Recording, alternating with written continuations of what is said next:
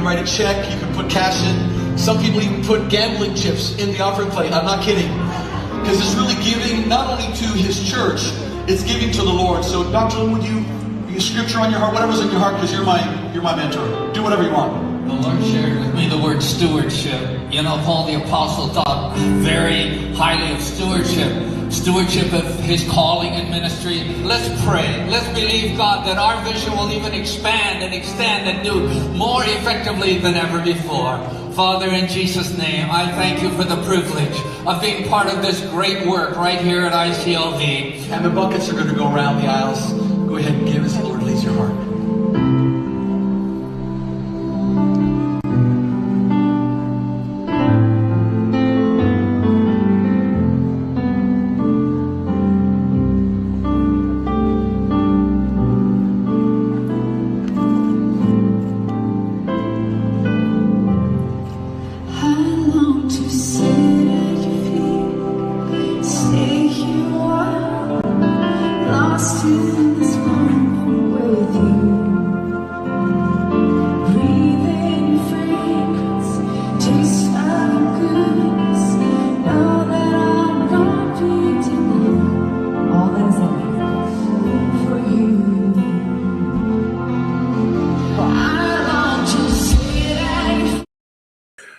All right, man. Terence Crawford retired. I don't think it's too much of a shocker. Also going to talk about, Virgil Ortiz kind of getting a little scared, and Shakur talking about T.O. ain't a racist. So we're gonna dig into all of that.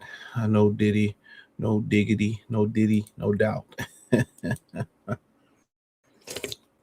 Thumbs up the video, share the video, subscribe to the channel. The subscribe button is the bell icon button. Every link inside that link tree pinned in the live chat. First link in the description. Want to find me on IG, Facebook, Patreon, Free Game 89, Motor City Sports Talk, whatever the business may be. You can find your boy everywhere I'm producing content. Honestly, I'm not surprised. When Jenna Big popped hot, I knew it was a wrap. You know what I'm saying? But ultimately, congrats to him. Shakur was pushing him to retire. But they usually all come back. This may be a negotiation tactic.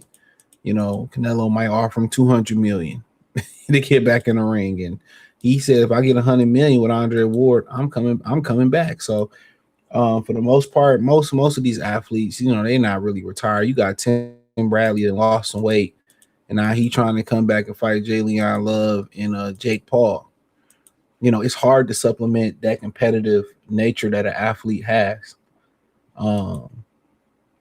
It's hard to supplement. Even when people retire, it's hard to supplement the work.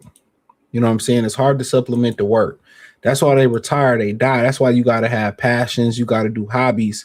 So once you have, you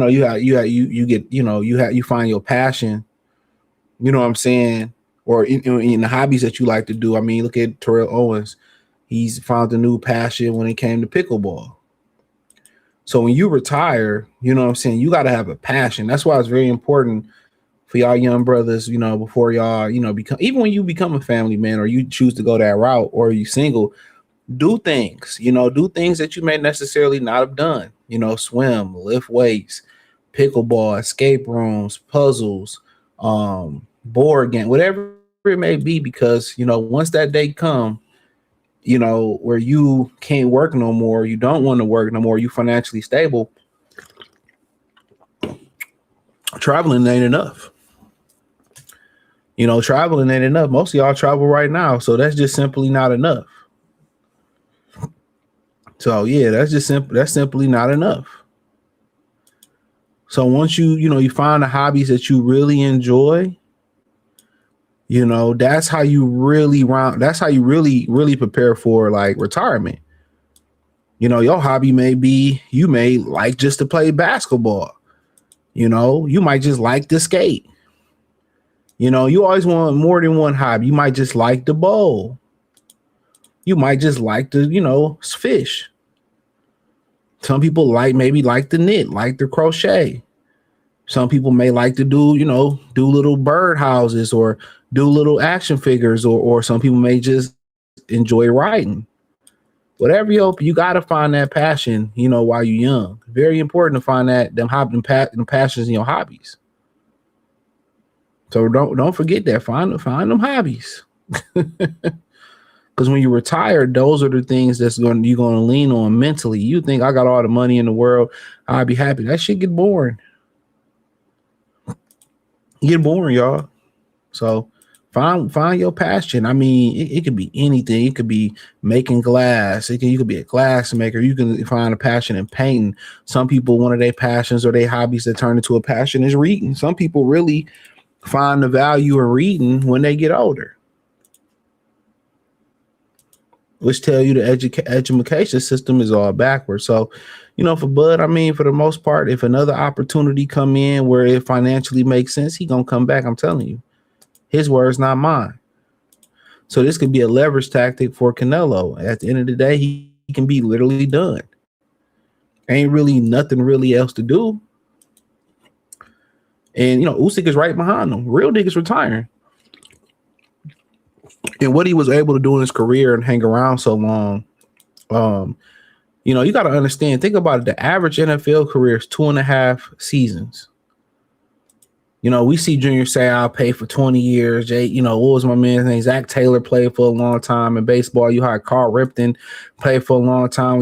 People taking what LeBron doing, for granted, what he doing, what him and Kareem did. That was an anomaly. This average boxing career, let me see.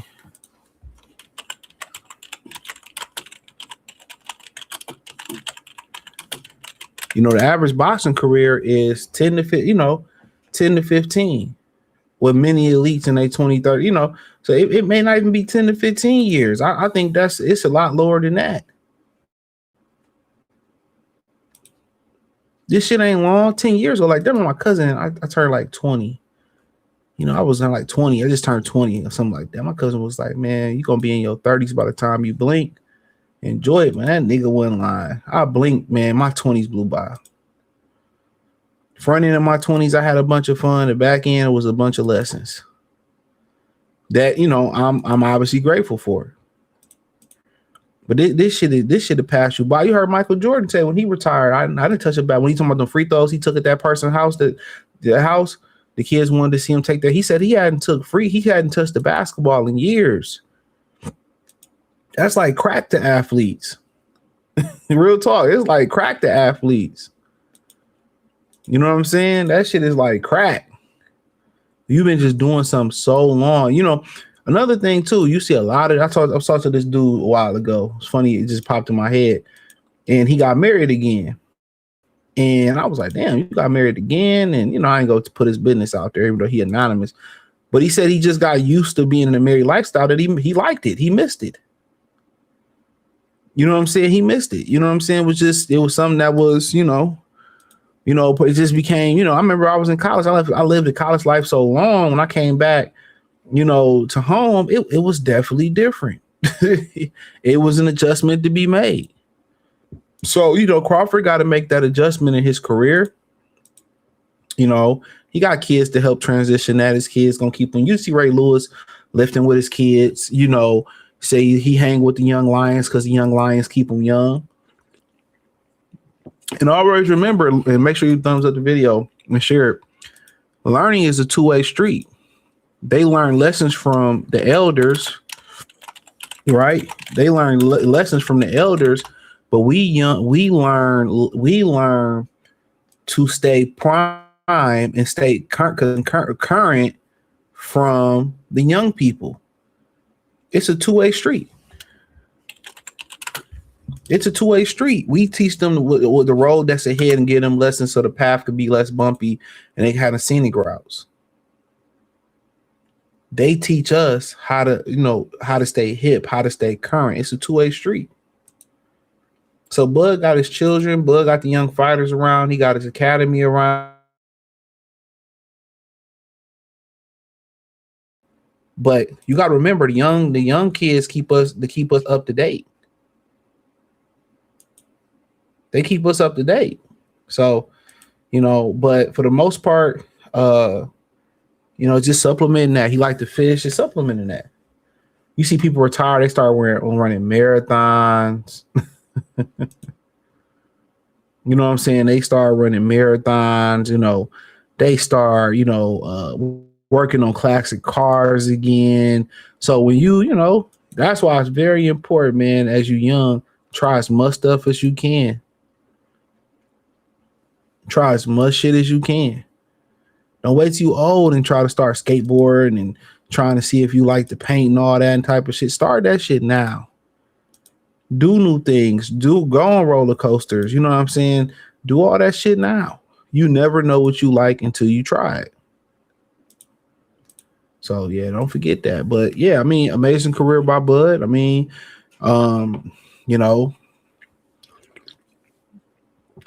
talked about what happened with him and Gary Russell in the amateurs, and they sent him home. He wasn't a political pick in the amateurs, which is all politics and politics. That's what boosts your career up. That's why, the gold medal at some point was so important. If you didn't get a gold medal, I mean, it set Aaron Pryor's career behind because he didn't get a gold medal. A lot of them other guys around him, Mildred Taylor, who got a gold medal, and Evander Holyfield, it set them up for a world of success. So when you don't even get to the Olympics, or when you don't even get the opportunity to do those things, to have that boost out the amateurs, and you got to start off as an unknown, but you got all the talent in the world, right? And you got all the talent in the world, and you can't show it because you're not you're not a favorite, because everything you do in this world, man, in this country is big business. It's nepotism. It's nepotism. It only becomes the best candidate for the job a lot of times when it's a desperate need. When the job is in the shitter and they desperate for somebody to do the job the right way, that's when it becomes the best candidate for the job. Don't forget it. A lot of brothers know that in here. A lot of productive brothers know that.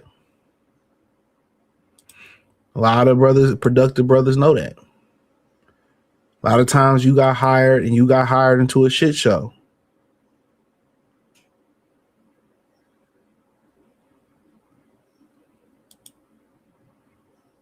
You got hired into a shit show and you had to make miracles and get average credit for your miracles.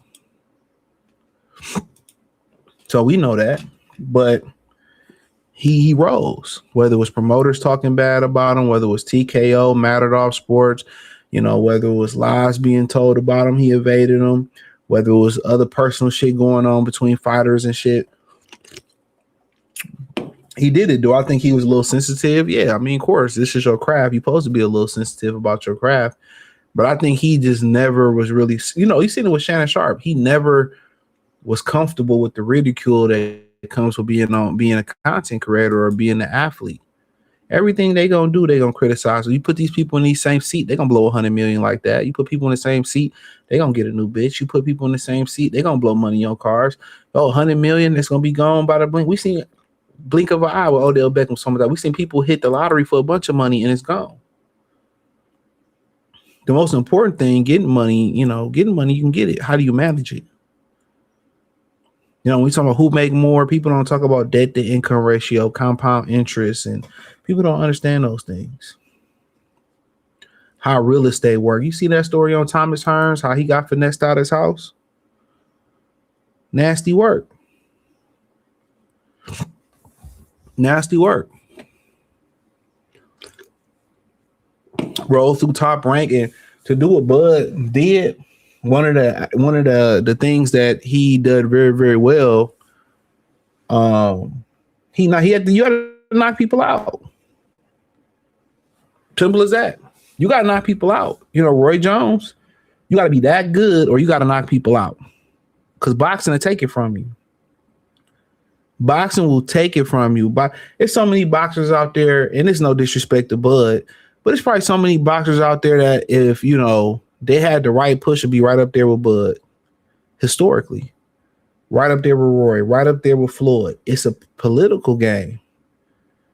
And once you get your feet to your door, you can be who you want to be. But a lot of these guys that's working construction, working 9 to 5, and they good as all these guys. But it's opportunity. I had a homie, he was a southpaw in Detroit, man. And he beat the guy. He beat the guy in Detroit. You know what I'm saying? The guy was Winfred Harris. He was on his way. He just fought I think Von Alexander or something like that, and came up short. But he dogged him. I was there, he dogged him. And he didn't get the opportunity. He didn't get the opportunity. Hell of a southpaw, you know. So a lot of these guys, these guys that's working construction, working 9 to 5, working waste management, they teacher, and they just don't get the opportunity. It's the politics, man. This country is politics. It's not about the best and the bright. They don't want to showcase the best and the brightest in America. That's a no-no. Because if we wanted to showcase our best and our brightest, right? They wouldn't even be in school with regular kids. All our best and brightest would be separated after a certain while from everybody else. We would fast track them. You know what I'm saying? They wouldn't have to pay for education. It's the same thing in boxing. They don't want to put the best in. It's who they like. It's who asked they want to kiss. It's not who give us the best chance to get a gold medal. That's why the country ain't got a gold medal. It's too much politics. Chris Colbert was the first one to tell them, you know, F y'all gold medal. Because it's not about who's best. It's too much politics. You put all this work into boxing. And if I don't kiss your ass or if I don't sign my life away, I'm not going to have a career. I'm not going to have a career. I can do everything right and get to the Olympics and get robbed like Roy. And Roy's a special man to overcome that. Most people would have quit. Back then, without a gold medal, man, it was hard. You had to work in a deficit. So imagine the deficit that Bud had to work in. The deficit, he had to knock people out. They tried to bury him. My brother from the Lions, Meek Robertson, he said they tried to bury me, but you can't bury what come from the dirt.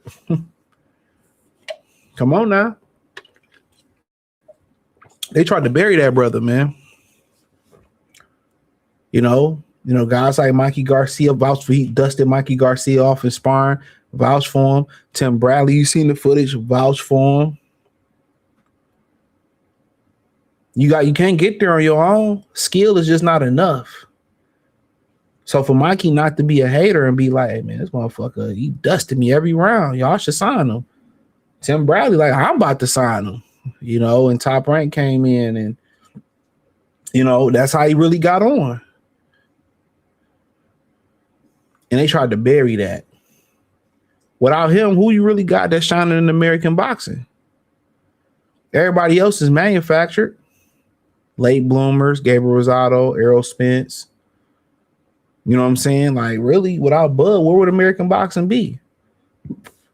You know, they hated on Deontay Wilder so long. Look at the heavyweight division without Wilder. Who talks about it in America?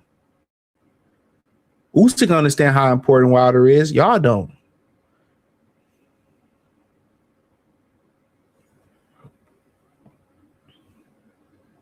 So it's sad, but that's politics. So just imagine if that can happen to a guy as good as Bud. You know, imagine that kid that can code out this world, this software engineer out this world, or this kid that can, or this young lady that can fashion out this world. But guess what? You know, they stole the bitch idea from the Terminator and the Matrix. That was a black lady who came up with the Terminator and Matrix. They took it from. She got sued. She sued and got bread, but did she get her full credit for it? No. The elites don't want the talent to rise to the top. And that's one of the reasons this country is crumbling. Remember, Turkey was a powerhouse. Before dudes was going over there to get a haircut, Turkey was one of them powerhouses. So you're seeing the downfall of America, and it's simply based on, it was meant to happen. They wanted it to happen, but it's also built on greed and nepotism. Nepotism is a huge thing. People talking about DEI. Nepotism hires is crucial.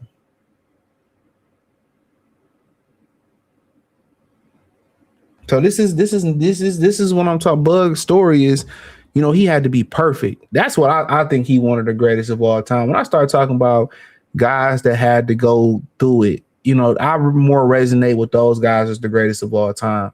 Your Jack Johnsons, your Joe Lewis's, your Muhammad Ali's, your Larry Holmes. You know what I'm saying? Your Aaron Pryors, your Marvin Haglers. You know what I'm saying? Guys who had to get it out the mud. Wasn't no push behind them. They was pushing them out the door. Roy Jones was one of them. Roy Jones didn't sign to a major promoter neither. He had to be perfect. But Bud, Bud had to be perfect. He couldn't. He had to have power. He had to have speed. He had to box. He had to. He had to be perfect.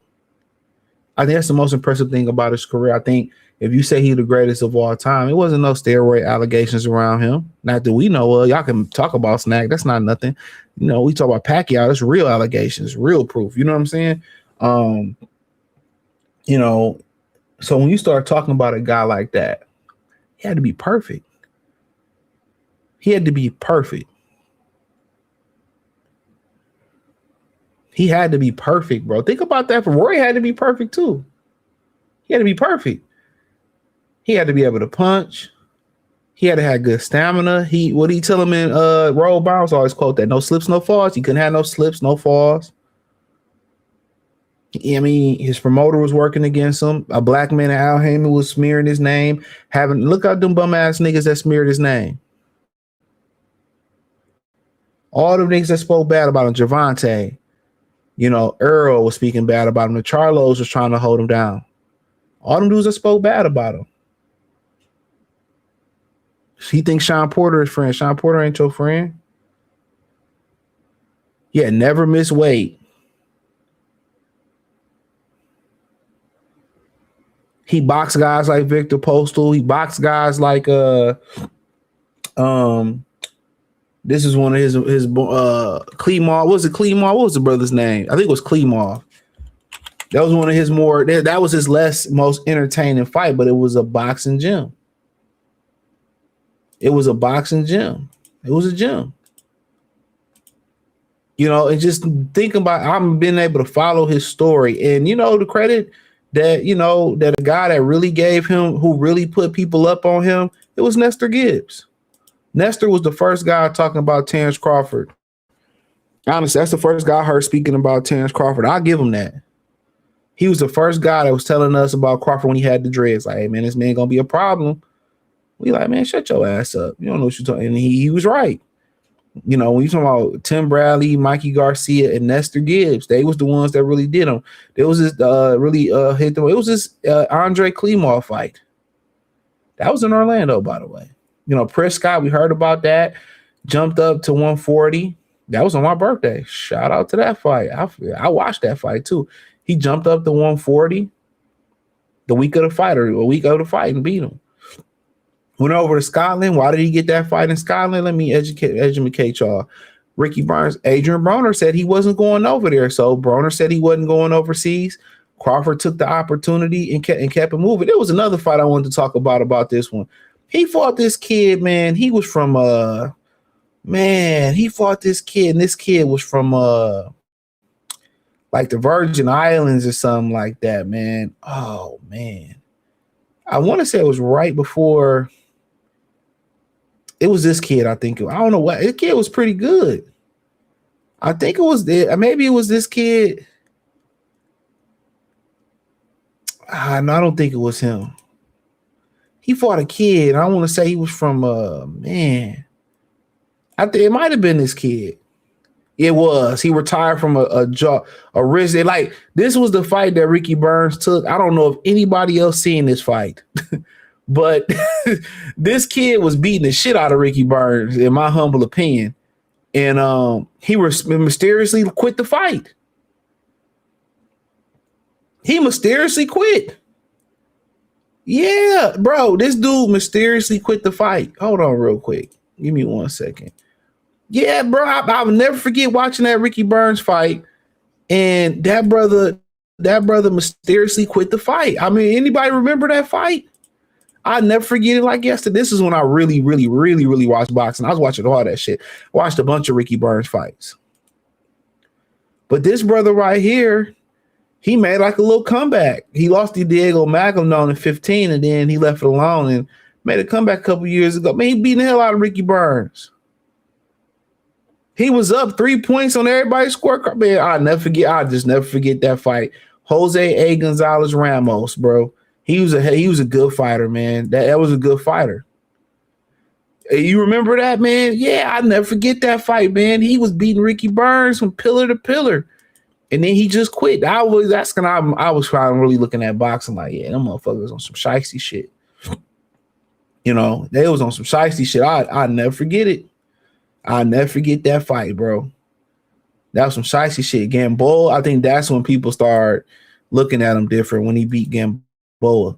That was still to this day. That's one of my favorite fights I ever seen live on TV.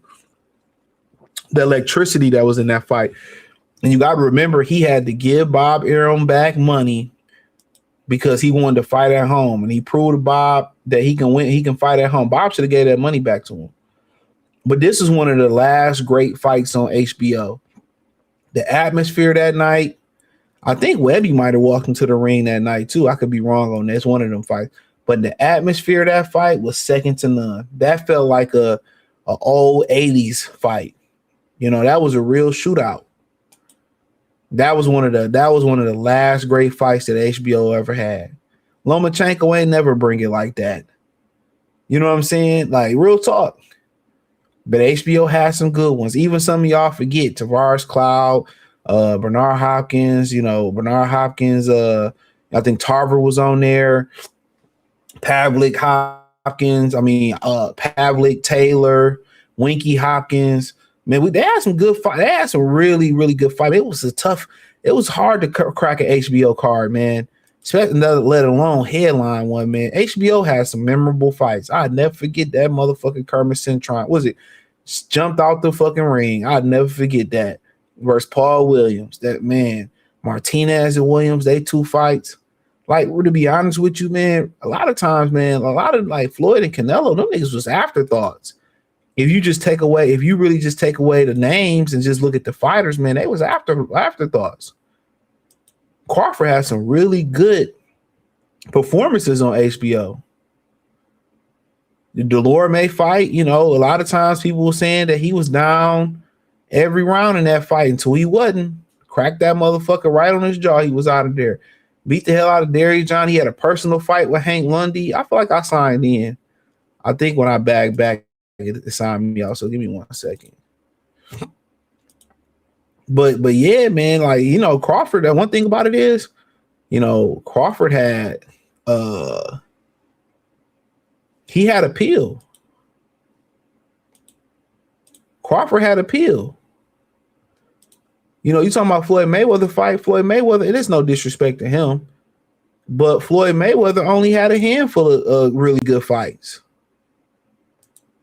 You know, Mayweather, man, Crawford don't have too many dull fights. Every Crawford fight, you got what you was looking for. I mean, you know, the Henry Lundy fight, that was personal. I'm not gonna get into that. I was around for all that bullshit. But he paid for what he talked shit and got beat like the hoe that he is. He a hoe ass nigga. You know, Victor Postal, he boxed him and dropped him twice. He was on this. He showed people he could box on his toes for 12 rounds. And still was fairly exciting. John Molina was another shootout. He had to put John Molina down. He had to put Old Yellow down. I always liked John Molina. Didn't he crack who did he knock out? I think he knocked out Mickey Bay. He got the title, or he knocked out Mickey Bay. I ain't gonna get it. That's my boy. But Felix Diaz was another fight. He beat Felix Diaz into submission. Felix Diaz is the only fighter I've seen get robbed, and then they brought this motherfucker back in the ring and gave him a win versus Sammy Vasquez. Diaz was hot as fish grease back then. Bud beat Joel Diaz was training. Bud beat him into submission, bro. That was another good fight. Diaz got his off too, but Bud was a different machine. Bud plummeted Felix Diaz. That was two PBC fighters back to back. And Dongo got undisputed with the raccoon, the punch that Goku hit Raccoon with in the solar plex. Jeff Horn, I was skeptical about the Jeff Horn fight. He made it look he dog walked Jeff Horn. Made it look like he was in there with the Saints receiver Joe Horn. Jose Benavidez Jr. was another exciting build up to the fight. Finished him off. No Diddy with an uppercut. Amir Khan, that was another shootout. That was another really good fight. He quit though. Ingus Kavalauskas, that was another good fight. People say Kavalauskas dropped him, got off that canvas on Heisman night. He put Kavalauskas down. Some of these guys, they wouldn't stay down. Kavalauskas, he had to put down. Diaz, he had to put down. Molina, he had to put down. Lundy, he had to put down. You know what I'm saying? Gamboa, he had to put down. Some of these dudes, he had to put them. He had to, like, if he was like Shakur Stevenson, pity pat roll, he just would have had to box to a decision. Bud was willing to drill these dudes to the canvas, through the canvas. He was willing to do that. Kell Brooks, slapped him around. He had to put Sean Porter down, put him down. Avanesian got put down. Errol Spence, he didn't want to stay down, but he was going to put, I wish the ref didn't jump in. He's going to put Earl out. Israel Majamov gave him a good fight, but every time he hit Majamov for 2 punches, he hurt him, and we know what he did worse, Canelo Alvarez. But he had to be perfect, especially until Turkey came on. He still had to be perfect because they're going to take the Canelo fight from him.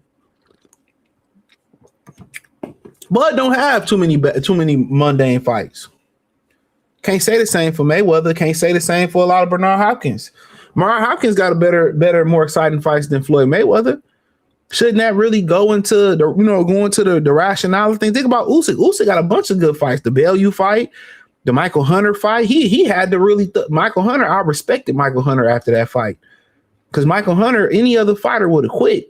Michael Hunter strapped his nuts on and he finished that fight like a man. You know what I'm saying? And it wasn't no yellow brick road paid for Crawford neither. So you get entertainment value, you get knockouts, you get skills, you get switch hitting in the right way. And everybody was against him. Every time, some of us wrote him off. Every time they tried to make him lose. Every time they didn't want to let him in, bro. He beat the system. Not everybody can do that. It wasn't a skill it was a skill that allowed him to beat the system. It was just, Tim Bradley, Mikey Garcia saying a good word from him. Nestor Gibbs put a good word in for him. A lot of guys were speaking, and he got an opportunity, but I'm telling y'all, there's so many fighters that can have a similar story in this sport of boxing. They can have this story about Bud, but they didn't get an opportunity. Just imagine, what if they got behind Aaron Pryor the way they was supposed to? You know what I'm saying? What if they got behind Marvin Hagler like they were supposed to? But he on that list with Jack Johnson, Muhammad Ali, Larry Holmes. And y'all might say Muhammad Ali because of the, what they did with him with the draft. Aaron Pryor, Marvin Hagler, you know what I'm saying? He on that list. He on that list, bro. He on that list. He on that list. Joe Louis. I didn't even know. After Jack Johnson reigned supreme, it was 20-some years later until Joe Louis, another black fighter, was able to fight for the heavyweight title. And guess what God did? The motherfucker had 23 title defenses. Heavyweight, that won't be broke. They don't even fight 23, 24 times no more a year, in a fucking career, let alone title defenses. He's on that list. All these other niggas like Earl had help. Charlos had help. All them Puerto Ricans, all them Mexicans, for the most part, they had help.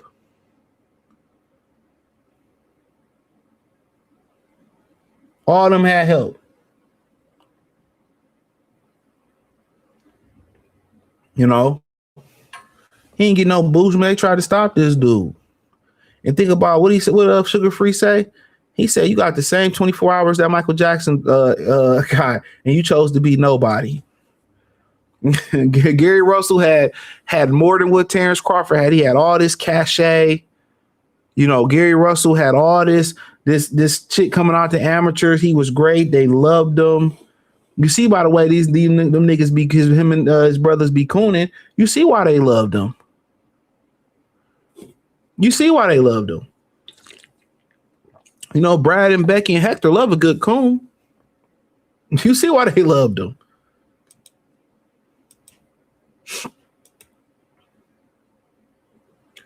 And guess what? He simply didn't have a heart.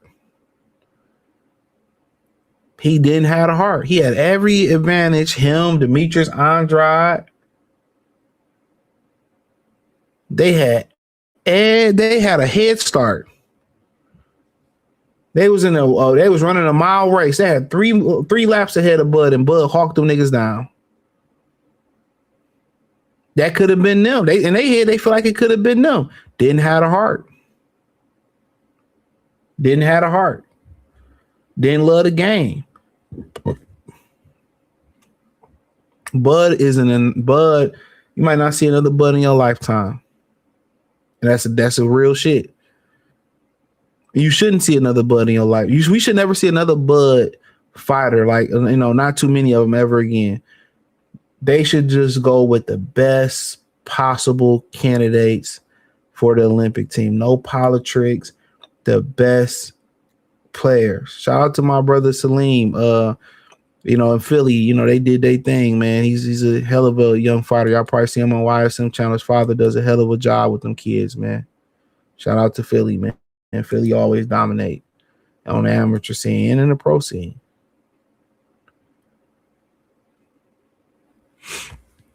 You know, so you got to remember that, man. Like, we should really identify our best troops, our best policemen, our best scientists, engineers, basketball players, teachers. The best citizens should be parents, not the worst. You know, that's how I feel about it. But hell of a career. You know, and I'm pretty sure he got much love for everybody that opened that door, because you know, people had to help open that door. They want to open that door for that man. Bradley, Mikey, you know, Bob played the part. TKO Boxing played the part. You know, all the haters played the part, and Turkey Al Sheikh played a huge part. He seen somebody who, you know, was excited. Who don't like Bud? Like, be real. Be real. Who don't like to watch Bud fight? He don't have many bad fights compared to a Mayweather, compared to some of the other all-time greats. You know what I'm saying? He don't have many bad fights. Do you think he was waiting for Jenna Big to say, yeah, I think that was it. Yeah, I think that was it. Yeah, I think it was it. Jenna Big probably was like, fuck it. Because then, you know, the belts go free, and then, you know, what's happened with the belts. Then, you know, basically he played the WBC the way he supposed to play the WBC. That's how you do it. Earl said he should have said something when I said something. Fuck no. Sometimes being able to hold your tongue is the best thing you can do. Hold your tongue. Don't tell your job you about to quit. Line some shit up, be gone. You know what I'm saying? Don't tell this person your best move. They're gonna try to stop it or try to duplicate it or try to do it better than you. Just do it. Sometimes keeping it to yourself is the best thing to do. Sometimes it's best to keep your pain and trauma to yourself, because you tell the wrong person, they weaponize it.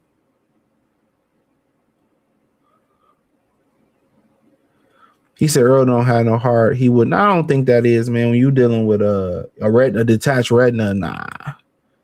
You know, you can't, you know, see your daughters play with both eyes. You know, you've been through what he's been through in a car accident. I'm not one to know. I think, you know, he did what he came to do. He took care of his money, bought land, bought cattle. I just think physically, you know, there's rumors that they won't clear him to come back. I don't know how true those are, but it is what it is. I mean, fighters retire undefeated all the time. I don't think the undefeated thing is a thing. You know what I'm saying? I don't think you going to say I put Mayweather over Joe Louis because he was undefeated. I mean, 23 title defenses, or Muhammad Ali. No, Finito Lopez, he had a draw, but he was undefeated. So I don't think the undefeated thing is a thing. I don't really think people even really care about it. I think, you know, it's just something that happened for Bud. He fell in an era where the activity was a little bit slower. But a loss ain't nothing. You know, I like to see, you know, I like to kind of, see Ali bounce back after, you know, Joe Louis lost. That's what made the story better. You know, Paul Williams come back after losing to Carlos Katana and be a monster. You know, what made, even though Cotto, Antonio Margarito took Cotto's career from him, but we all was rooting for Cotto to get the belt from Yuri Foreman and go up and get the belt from Sergio Martinez and guys like that. His second half of his career, we was rooting for him. You know, I'm pretty sure it's a bunch of people rooting for Sugar Ray Leonard when he came back from the detached retina. You know, losses is a part of the game. You know, but when you only fight once every blue moon and you take a loss, it's the end of the world. You know, you damn. Zab Judah lost a bunch of times, was able to come back. Madonna lost, was able to come back. You know, it's part of the game. Morales was lost, was able to come back. You know, so be it. If a guy's a better man, that's one man that's better than you. We might have had a bad night.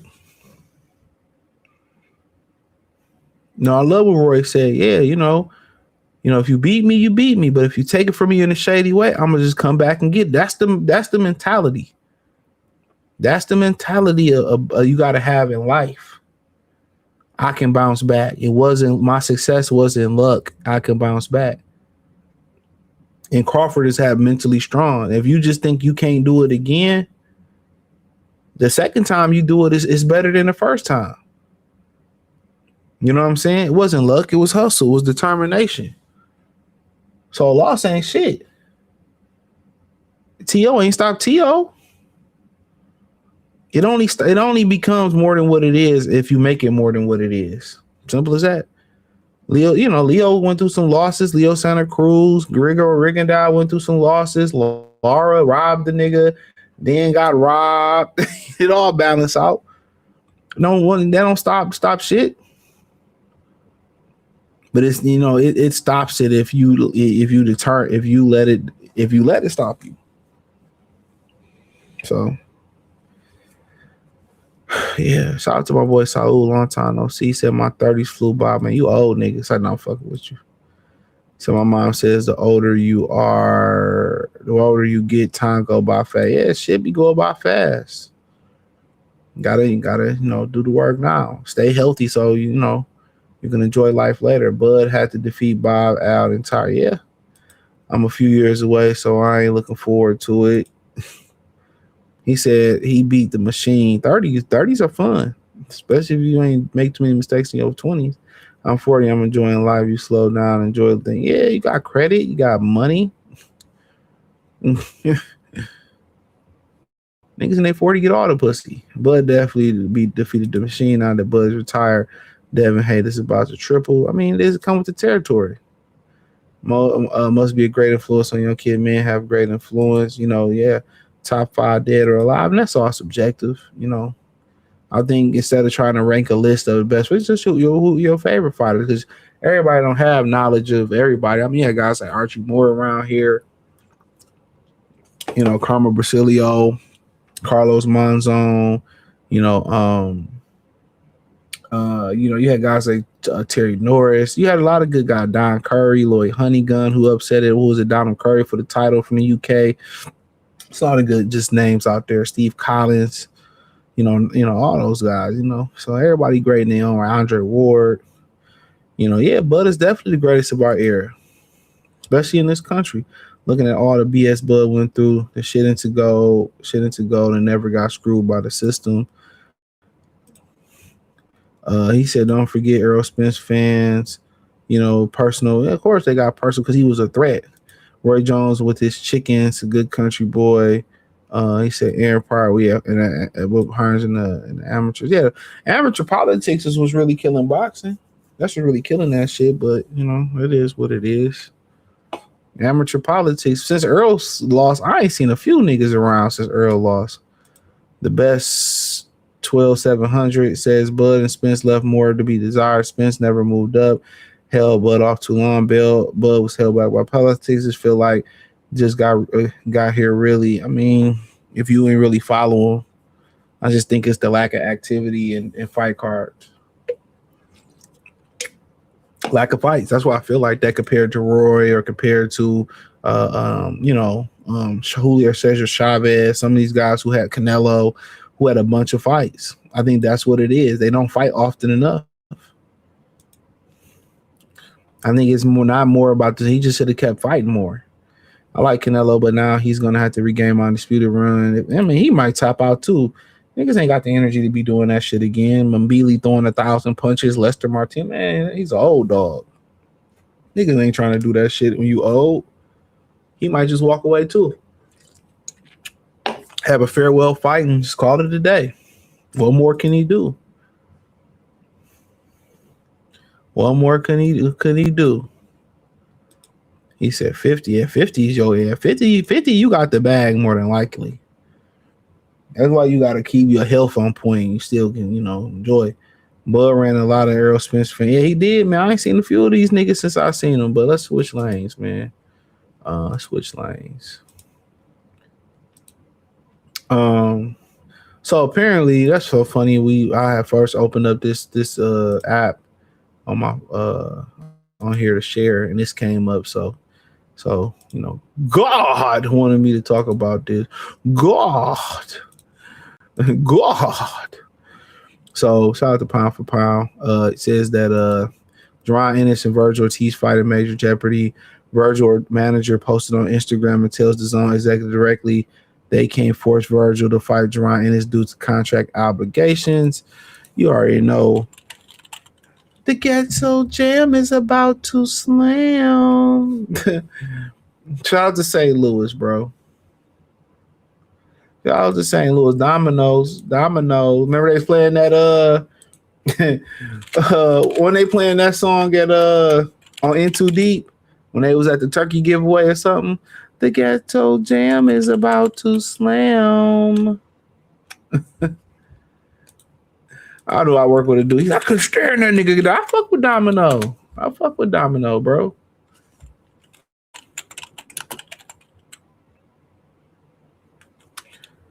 I fuck with Domino. I fuck with him. Get a piece of that sweet potato pie. So we trying to look through it real quick.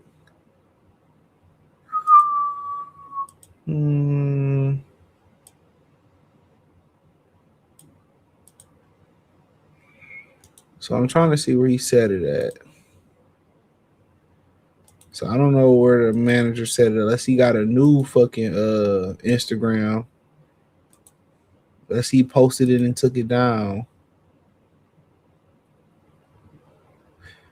All right, yeah, here we go. I don't know. Maybe these are pin posts. My bad. Yeah, he pinned this old shit. So I'm glad I kept looking. So here we go. So I had to pull it up. So let me.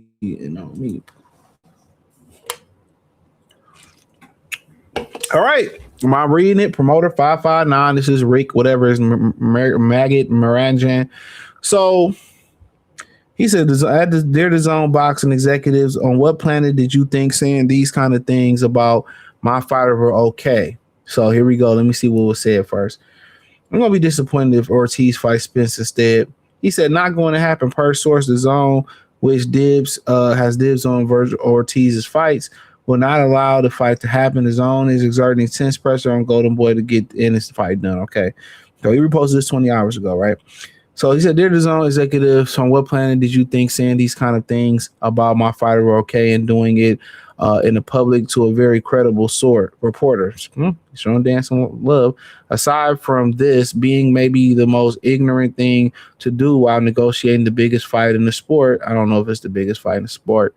It also meritless, false, and you don't own my fighter. Now you may get away with these tactics with the rest of these guys that have brain dead managers, drunk dads, no options, or people scared of scared of your intimidation.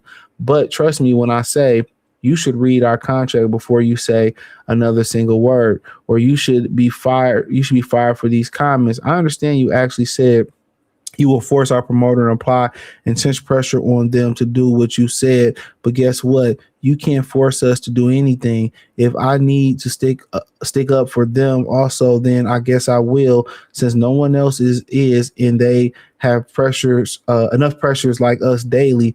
We have a contract. It's ironclad. And let's see how far you get now talking like you're a slave owner. Oh my God. And these fighters are objects on the board. You are moving around at your own will. Now he's playing a slave card. These are human beings. They bleed. You the manager pimping this nigga though. This is crazy.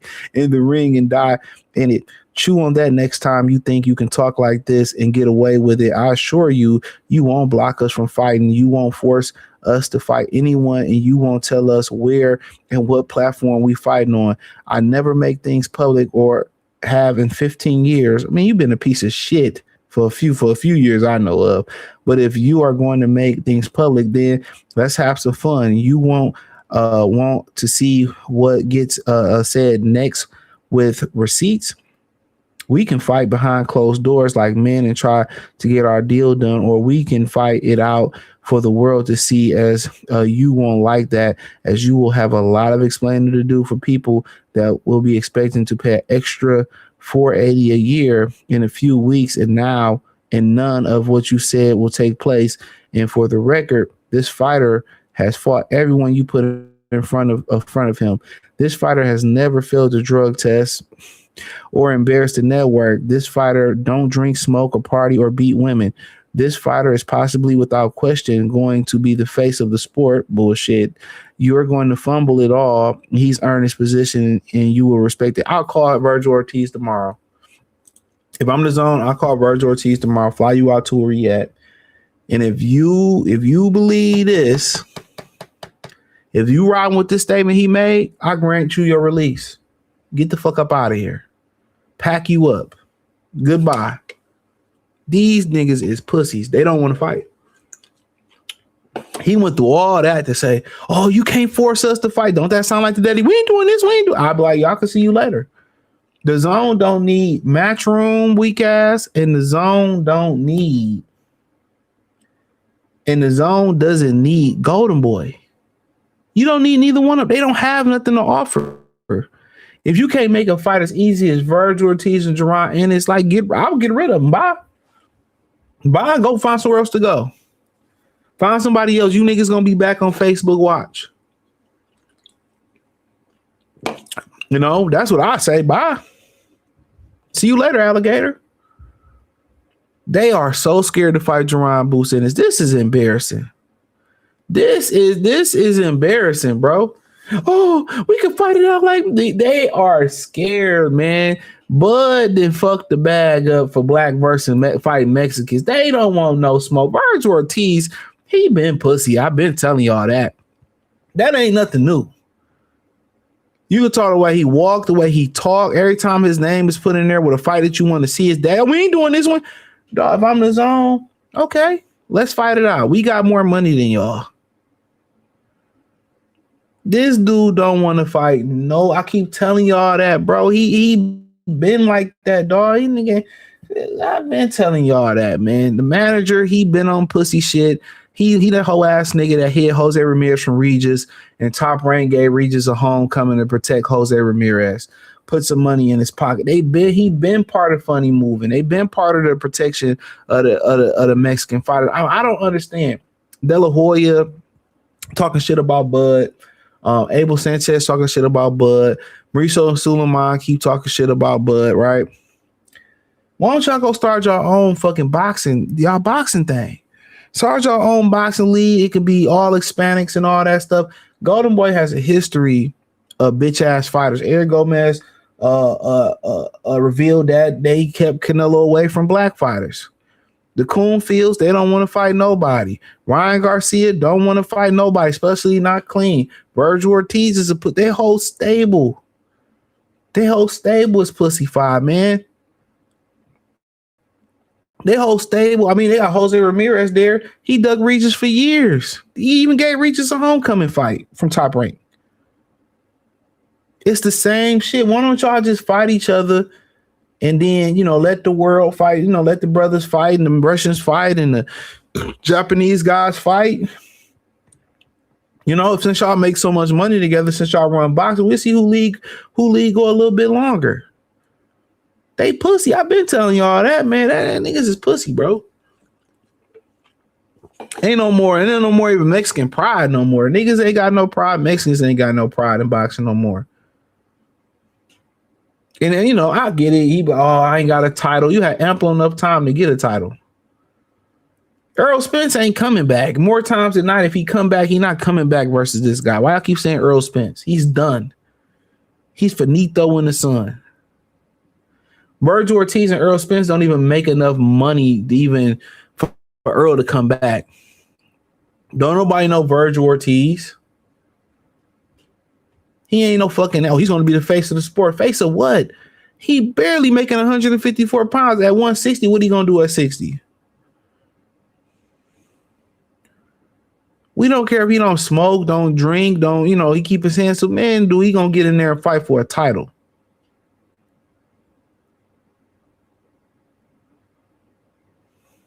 He don't want to fight, and that's cool. I ain't tripping. But what you ain't going to do is hold my company hostage. Man, I will release the whole Golden Boy stable. All the Zone got to do is buy fights that they really want. That's it. Buy fights that you want. We got this and this for y'all to fight and fill out the undercard. You don't need, they ain't losing money with Matchroom. They losing money with Golden Boy.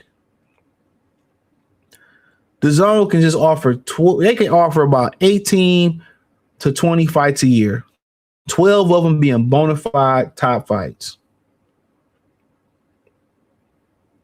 The rest of them could be solid fights on the undercard. One honor salute. I see you. I would just buy fights. That's what I would do. I would buy fights. Where else they gonna go? If I don't want it, Zuffa probably ain't gonna want it. Turkey running with his own, Turkey running with Zuffa. It don't wherever you go, my boy. Think about it. If Turkey couldn't get the fight done with the money Turkey had, what you thought the Zone was gonna do? Virgil Ortiz simply does not want to get in the ring with a threat. He said, even if it's true about Mexican fight, we talking about foreign money. It ain't no foreign money right now. It's the Zone putting the money up. If you consider the Russians foreign, yeah, but it's the Zone putting the money up. They're basically alluding to, Dan is saying is they got rights on his exclusive rights on him. So let's just say he can go somewhere else. Where else he gonna go? If Turkey with the Zone and Turkey was up for, where else do they go? Prime ain't got no money. PBC ain't got no money. They can't even keep their own fighters active. Will Oscar gonna go back to Facebook Watch? I mean, I don't know. You tell me. So yeah, they can talk about they holding. We go somewhere. Where else you gonna go? Really? Let's hypothetically. Yeah, he's on OnlyFans too. Virgil on OnlyFans. We gonna fight on OnlyFans? So hypothetically, where else does he go? That's the $1 million question. Ain't nowhere else to go. Turkey on both sides of the goalpost. Once Prime deal run out, I mean, come on, it's a wrap.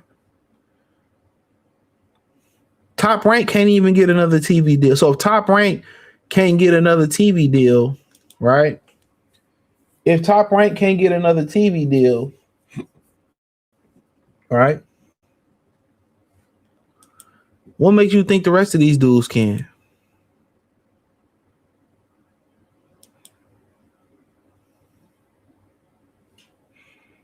Real talk.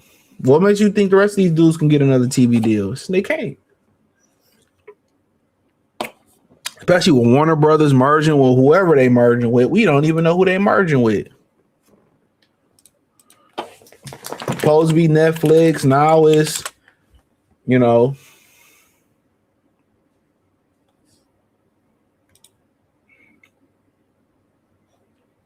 So apparently Warner Brothers likely to reject the 108.4 billion Netflix deal. So it sounds like it's going to, a Paramount bid. Jared Kushner's Affinity Partners drops out of the Paramount bid for Warner Brothers. So apparently like Netflix gonna win this deal. Warner Brothers was founded April 4th, 1923. So with all this going on, I mean, come on, Paramount's already got skin in boxing. Will Netflix, fully commit to boxing? No, they're just going to buy fights. These niggas is going to be fighting on YouTube for super chats. For guys like Virgil Ortiz, guys like PBC, how they was moving. They basically sucked the fucking sport dry of money. They sucked the sport dry. what they call that girl, Jaws Morant. They did the Jaws Morant on the sport. Yeah, I know. People got attitudes around here. But hold on, we gonna end off with a bang. She bang, she bang. She bang, she bang. Remember that song? What happened to that guy? She bang, she bang. Here we go. Oh, which one we want to start off with? Hold on. I want to see which one I want to start off with. I gotta find the first clip.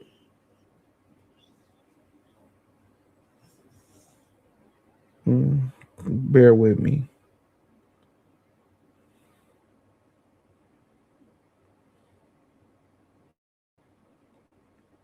Bear with me. 1 second. I gotta pull this up. Glad I didn't delete it.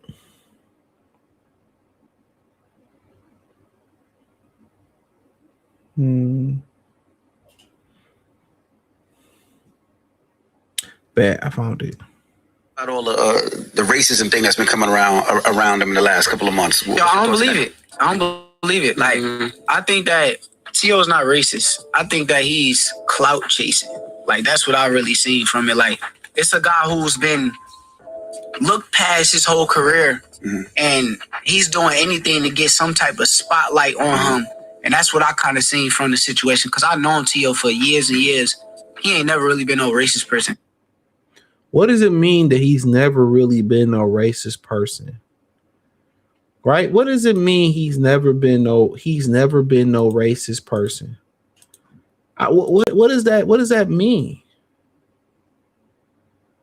I play it again. How do you feel about all the racism thing that's been coming around him in the last couple of months? Yo, I don't believe it. I don't believe it. Like, I think that T.O. is not racist. I think that he's clout chasing. Like, that's what I really seen from it. Like, it's a guy who's been looked past his whole career, and he's doing anything to get some type of spotlight on him. And that's what I kind of seen from the situation. Because I've known T.O. for years and years. He ain't never really been no racist person. What is it? He's never been no racist person. I'm telling you, this young generation, they ain't been back in slavery, man. They kids gonna be in slavery. That's nasty work. But guess what? You were growing up and you would cross paths with him. Like, what was your relationship like? Were you guys cool? Were you friends? Was there any type of friction? Yeah. No, it never was no friction. I was a fan of him. I always thought he was a good boxer. Speed, power, athleticism, everything that he had then, he still got down. So, hell of a fighter. How do you feel about him now? Hell of a fighter. I think he's a beast. He's somewhat of a polarizing figure in the sport. Like, he has said some things that have rubbed people the wrong way. Some might even call it racist things as of late. Do you feel like he's crossed the line? Has he made anything personal? Maybe not to you specifically, but, when you say things like that, you might piss off a lot of people. Yeah, I'm going to make him pay for a lot of them things that he said about black people. But at the end of the day, I know he's not racist. I know him deep down inside. He truly is a cool person. He wants to be great. And this is the type of fight that I really enjoy.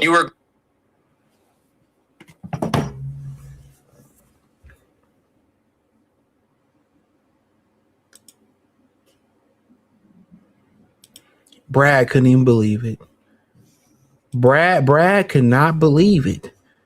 Because if you, Shakur Stevenson, said something to the equivalent that T.O., even if you said that about Honduran people, they would cancel you. Brad was like, hold on, you're not offended by it? It doesn't bother you? Because if you said that to Brad, or you said that to other Hondurans or other Hispanic people, they would have you crucified.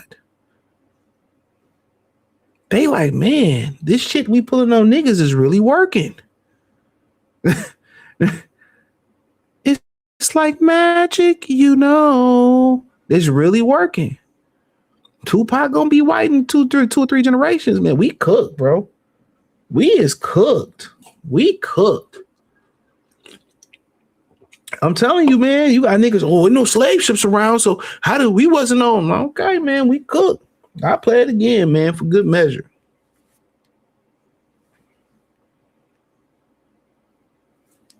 You were growing up and you would cross paths with him. Like, what was your relationship like? Were you guys cool? Were you friends? Was there any type of friction? Yeah. No, it never was no friction. I was a fan of him. I always thought he was a good boxer. Speed, power, athleticism, everything that he had then, he still got down. So, hell of a fighter. How do you feel about him now? Hell of a fighter. I think he's a beast. He's somewhat of a polarizing figure in the sport. Like, he has said some things that have rubbed people the wrong way. Some might even call it racist things as of late. Do you feel like he's crossed the line? Has he made anything personal? Maybe not to you specifically, but, you know, when you say things like that, you might piss off a lot of people. Yeah, I'm going to make him pay for a lot of them things that he said about black people. But at the end of the day, I know he's not racist. I know him deep down inside. He truly is a cool person. He wants to be great. And this is the type of fight that I really enjoy. So, my thing is this. If he came out there and he said some, you kind of see how he was like, hey, man, you know, he may have not affected you personally, but he said something about your people. You know, how do you feel about that? He don't care. Y'all can say, well, you know, you saw say he not a racist. What you mean not a racist? I mean, he said a bunch of shit. His baby mama got fucked by a black guy, and then he really went off the rails. They ain't got shit to do with us, but we just saying. You don't think he ain't no racist? Do I have to pull up what he said? He ain't no racist. Then his daddy say, hey man, we got black family members. What the fuck do that mean? And I have a video of his father being racist that I promised that I wouldn't show though. You know, I don't know if the brother put the video up, but I have a video of his father being a fucking racist. Why did you think Keyshawn Davis slapped his fucking daddy in the mouth for what he said? Why do you think his daddy got punched by Keyshawn Davis? Come on now. But then again, Devin Haney was labeled a racist because he said he wouldn't let a white boy whoop me.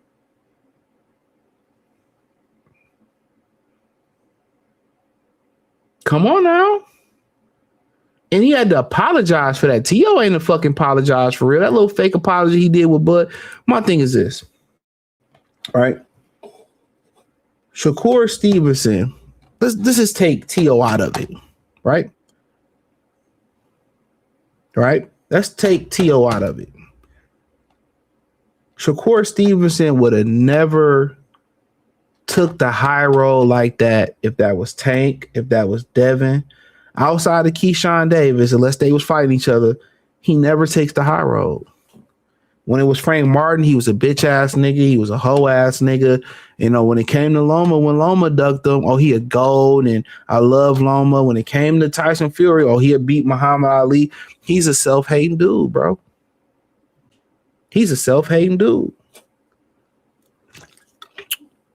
Take T.O. out of it. I don't even want to. We know T.O. racist. If you don't think he a racist, fuck, go ahead. You make those remarks that you make. You don't play with shit like that. You don't play about your sexuality as a man.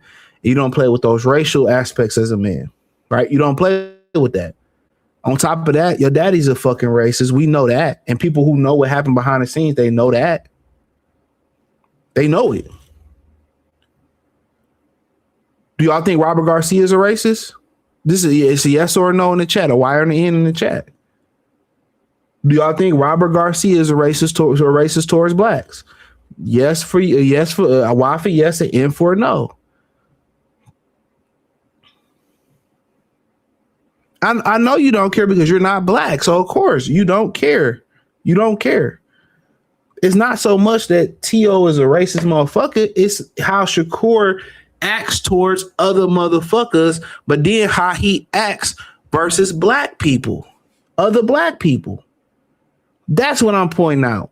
He has all this vitriol for brothers, all right, whether it's Devin, whether it's Javante, whether it's whoever it may be. You know, whatever it may be. When Joel Gonzalez and them niggas was calling him a nigger and a nigga and all that shit, he didn't go in there and try to hurt Joel Gonzalez. regardless if you fucking his sister or not. If they feel that way, the sister feel that way. He ain't had none of the vitriol towards Joel Gonzalez, and we know that motherfuckers was racist. We know it.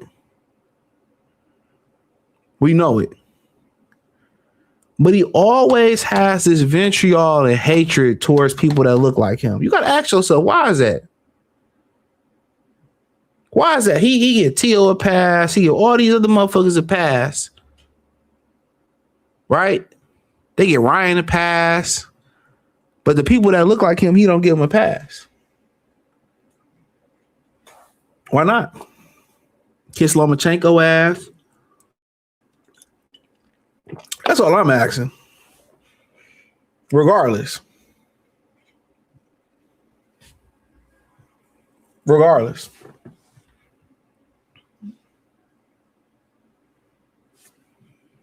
You can't call me racist. I don't have no power to be racist. If I had the power to be racist, would I be racist? No. We can look up the definition of what racist means for people don't get it confused with being the bigot. Racist, characterized by or showing prejudice, discrimination, antagonism against a person or people on the basis of their membership in a particular racial group or ethnic group, typically one that is a minority or marginalized. Guess what? I don't have a prejudice against nobody on here. I don't discriminate against nobody on here. I don't antagonize people that look like me or don't look like me, regardless. I treat people on a no basis. I treat people on a no basis. If I know you, somebody be like, hey, man, Bob over there, a little racist, man. And watch him. I get to know Bob, and Bob ain't been nothing good to me. I can't label Bob a racist. Bob ain't did shit to me. I don't know Bob's track record, just to throw it out there. So come on now. It's always tell black people, oh, man, get over it. And, you know, grow up. Well, as soon as it motherfucker be like, oh, man, a white boy won't want me. A Hector won't want me. Y'all want to cry. I don't give a fuck about what T.O. said, to be honest. It wasn't about T.O. being a racist. This wasn't what it was about. It was about Shakur Stevenson. He has this soft landing or this nice is. I just asked the question about Robert Garcia. That's all I asked the question. That's all I asked the question. I ain't say yay or nay. Right? I ain't say yay or nay. But it's about Shakur Stevenson, his reaction. He has so much vitriol for people that look like him, that come from similar backgrounds to him. He has all this hatred. All this hatred. Bitch ass nigga, you hoe ass nigga. And then when it come to Loma, when he duck him, it's like, okay. Oh, he's a goat. Wow. When it come to T.O., that's my friend. If it was ever a time to play the race card, which I'm not saying you should or shouldn't play the race card, I mean, right now is the time to play the race card. Y'all can't find sponsorships to the fight. The tickets ain't selling. It didn't go on pay-per-view. So it was ever the time to play the race card, to sell a ticket, to move a ticket, to sell a pay-per-view, to get people to come to the fight. They don't have sponsors for the fight. I wonder why they don't have sponsors for the fight. Let me ask y'all that. Why you think sponsors ain't lining up to go to this fight? You got one fighter who's a fucking racist. I'm bringing it up again in T.O. And then you got another fighter who can't say two sentences without saying nigga.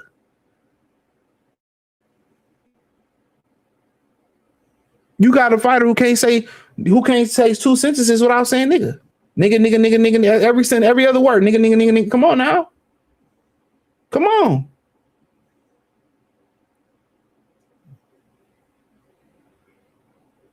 Who your allegiance? Who is his allegiance to? Nigga want the black dollar, right? He wants the support of the fans. I don't have a dog in the race. I don't care for neither one of them. I don't care for Eddie. I don't care for the nigga father. I don't care for T.O. I don't care for Shakur. I don't know much about Rick Reno. The guy in the middle, he's the guy. He's like the co-founder of the Ring magazine, if you was land. I don't know his history.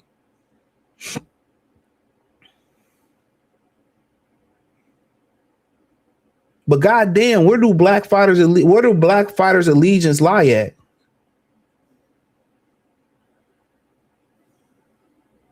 Where do their allegiance lie at? At what point? That's what I want to know. You want my money? Where do all these lie at? Why shouldn't it bother me? Why does it bother y'all Hispanics? Why does it bother y'all when one of y'all go off code and y'all all condemn them niggas when they go off code? I see it all the time. Hispanics say something, especially about Kendrick Lamar. When they would say, well, Kendrick Lamar should have had more Hispanic representation on Juneteenth. And that one Hispanic guy was like, I don't know why people tripping. It's Juneteenth. He had, old buddy up there. And they got at him. They got at that man. They basically told him, shut the fuck up and stay on code, bro. Like, get out of here with that, man. Get out of here with that. We know Hispanics stay on code like no other. That's a fact. And tell me I'm lying. Anybody tell me I'm lying. Some people believe David Benavidez don't get the support because he fuck with black people. He showed love. I'm not saying that's true. I can give a fuck less, but that's what some people believe on these YouTube streets. I know the truth.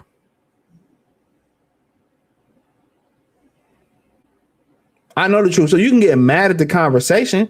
It's really nothing much to do with Tio. It's more to do with the guy on the right. But you can say all that wild shit about brothers and we not post. Like, get the fuck out of here, man. Get out of here. Call niggas monkeys and have a banana and all that. Say that shit to my face. Say that shit to my face. I'll blow his fucking head off his shoulders and won't think twice about it.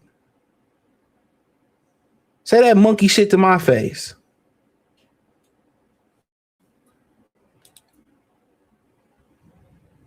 You ain't got respect. You ain't no fucking man. Say that monkey shit to my face.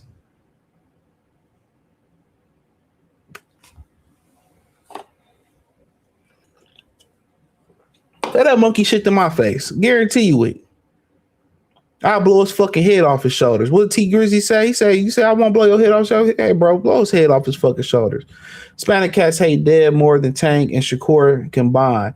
Whatever that shit is, I don't know. In the Bay, he grew up in Vegas, so I don't know much about fucking Vegas. I didn't even know they banged out in Vegas. They don't have sponsors because both of them are unlikable twats. You can say what you want to say. I don't like neither one of them. Tank fans got personal with Shakur as well. What they got to do with the price of tea in China? What they got to do with the price of tea in China?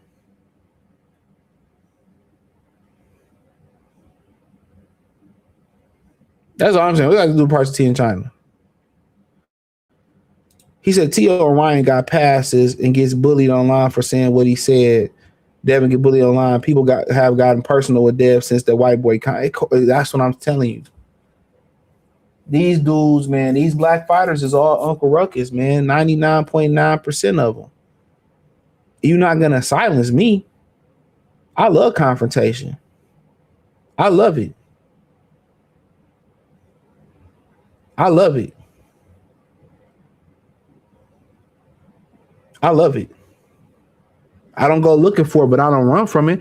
And it is what it is. We always told to shut up, you being sensitive. And it wasn't even about T.O. It's about this. No, who was Shakur? What team Shakur playing for? That's all I'm asking for. If it's just team Puerto Rico, it's team Mulatto, team the brothers, or I'm just my individual team, so be it. I'm fine with it. But I don't have no respect for dog. I respect the skill set. I don't wish nothing bad upon neither one of these guys. I don't wish nothing bad on either one. Anybody sitting on that screen, I don't wish bad for. But goddamn, what happened to self-respecting brothers? What happened? What happened? It's crazy. It's crazy world, bro. What happened?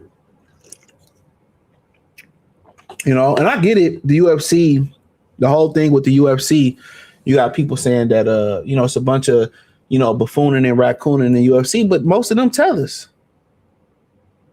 Most of the dudes in the UFC tethers. So it doesn't surprise me. Once you go look at Jamaica and see that Chinese people own 65% of Jamaica, some crazy percentage like that, it doesn't surprise you. Once you go research the continent and see how they treat people in the continent, it doesn't surprise you. Didn't know much about the girl Tyler, but she made some comments that rub people the wrong way. She from South Africa. It doesn't surprise me. So when y'all start talking about some of them UFC fighters and how y'all feel about them, I don't know much about them. But the more research that I do about them, I understand. I definitely understand it. But Shakur, what team is you batting on? I already know what team I'm putting you on. Real talk. He hate everybody black, not named guys like Crawford, he affiliated with. Keyshawn, he affiliated with. Raymond Ford, I don't know much about him, affiliated with. See, I don't bring up when you did that shit in Miami. I don't bring that shit up. You young. You made a mistake. We all make mistakes. I don't bring that up, but you got a track record. You got a track record of doing a whole bunch of bitch nigga shit, bro. Tell me, am I lying? You know what happened in Miami? And I ain't talking about, Jim Jones bitch touching it in Miami.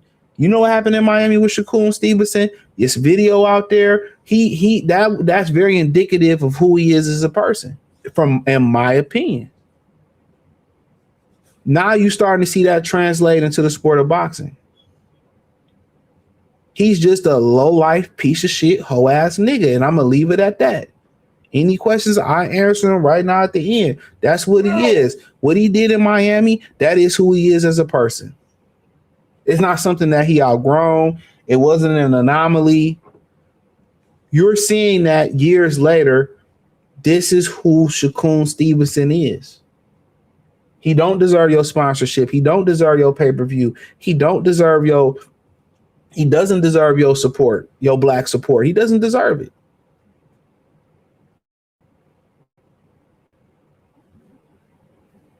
I'm not saying you should or shouldn't listen to me. I'm just giving my personal opinion. I don't fuck with it. I don't like them people to be around me in my personal time.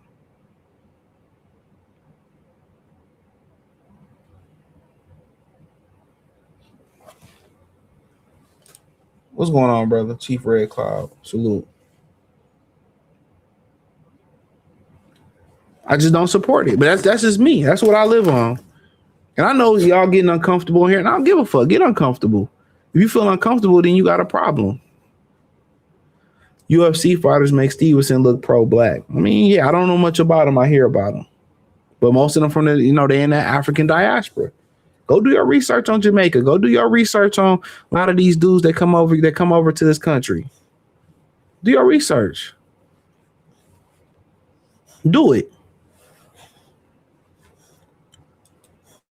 Do the research in their home country.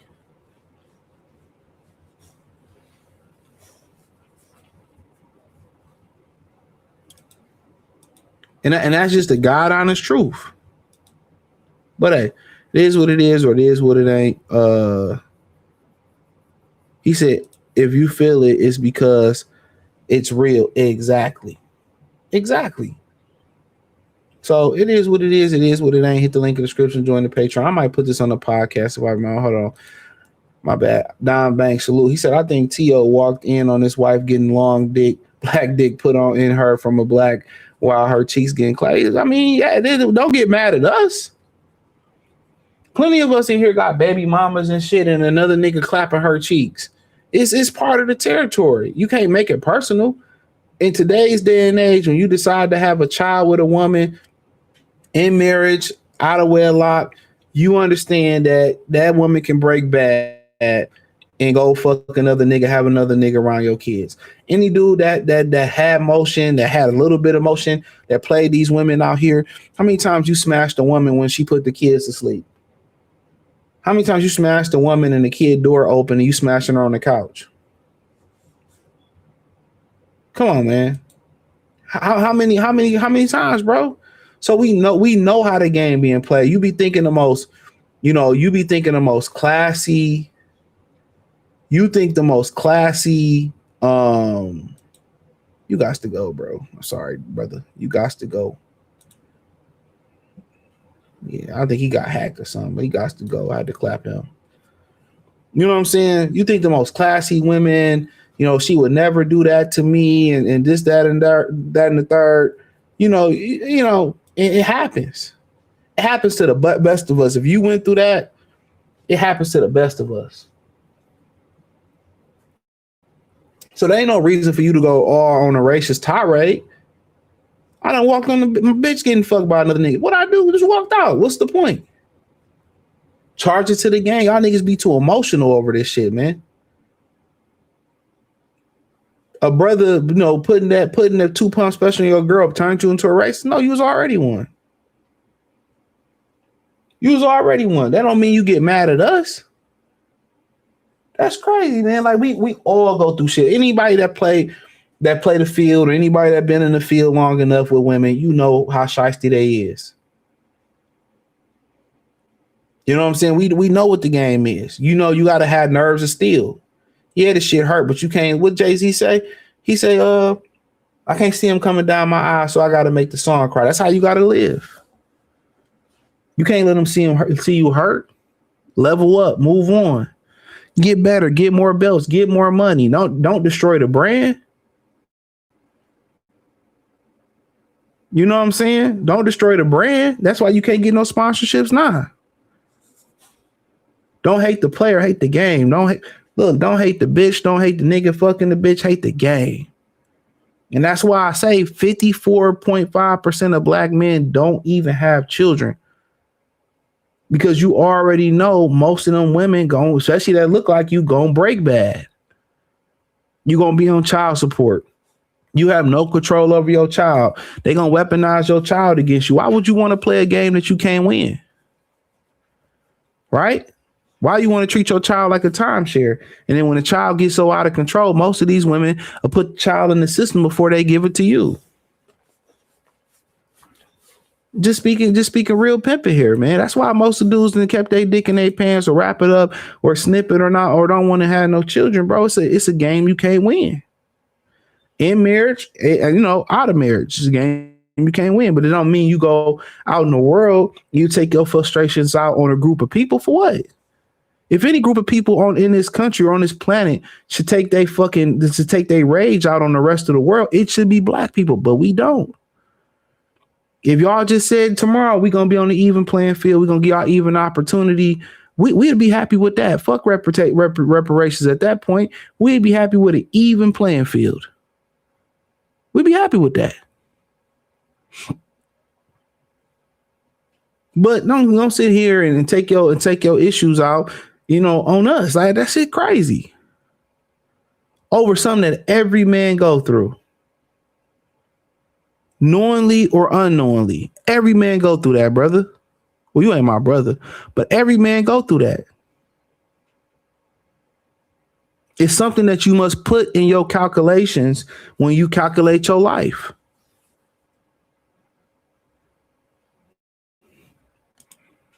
Shout out to Mr. T. He said 625, 6250. The ultimate nightmare is reproducing with a bitch that switch. They all can switch up. They all can switch up. They all can switch up. No matter how good the dick is, how much you rub her, how much you love her, especially when you don't pay attention, they all can switch up.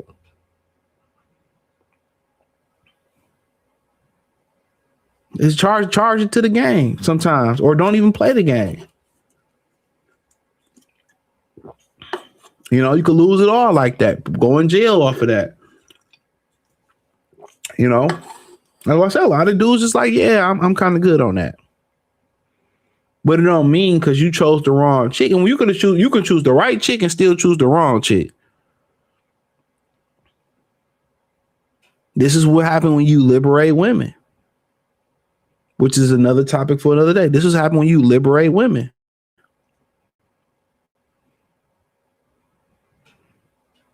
Now you see why women didn't have rights from the beginning of time. If them biting the apple wasn't enough, you see why they kept a tight grip and they kept structure around women. You're seeing it in living color. A good man ain't hard to find. a good woman is, and the Bible tell you that you can do everything right and still get the wrong outcome. But you know what? That's all I got for tonight, man. Appreciate y'all. Hit the link in the description, join the link tree, hit the link tree and join the Patreon.